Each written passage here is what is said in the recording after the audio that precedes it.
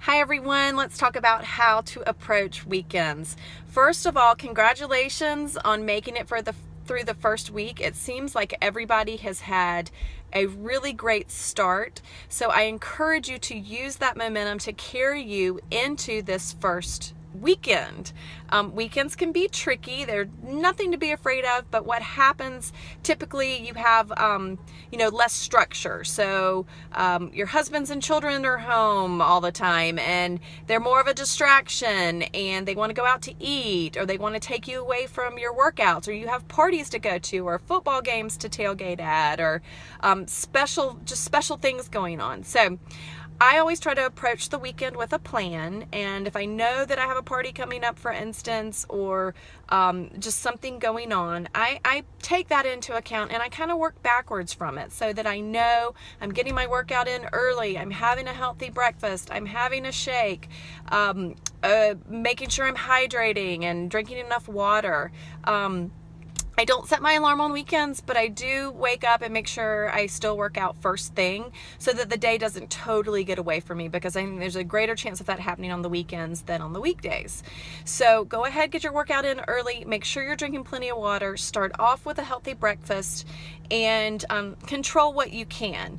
The great thing about this program, and you discover this once you've been doing it for a while, is it's not about perfection. It is about consistency over a long period of time. It's the compound effect.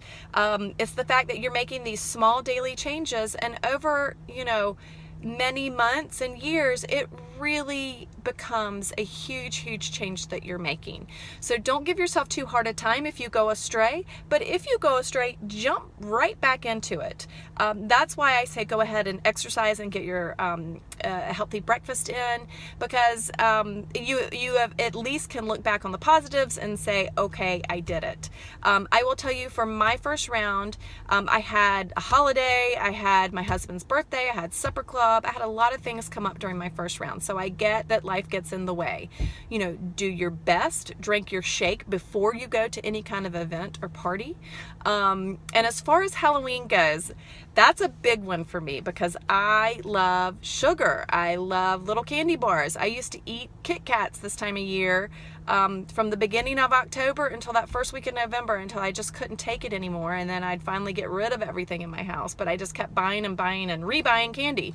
So I know it's hard. Rely on your shake. My shake helps me with sugar cravings more than anything I've ever found. Another trick that I do is I brush my teeth. So if it's at night and you're, finished eating, go ahead and brush your teeth, and you're less likely, at least I find I'm less likely to snack or to need something sweet after I brush my teeth. Drink water, have some herbal tea, make the Shakeology balls. Those work amazing for me. I am not kidding. Yesterday, I'm PMSing, I'm sitting there, I'm like, I'll just have one little candy bar, just one little candy bar. Let me dig through my kids' bags and see what's available, and found the little Snickers bar. And I was like, you know what? I still have leftover Shakeology balls. I'm just going to try it. I'm going to see if it truly still works for me. And I don't know why I'm skeptical. I'm just like, I guess I must be a skeptical person by nature. But I ate one Shakeology ball and I totally forgot the Snickers bar. I didn't eat it.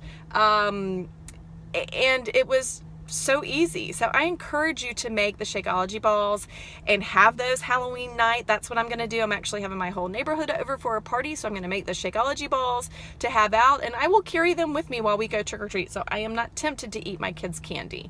Again, it's a really tricky time of year for me, and on Monday I would approach it just like you're approaching the weekend.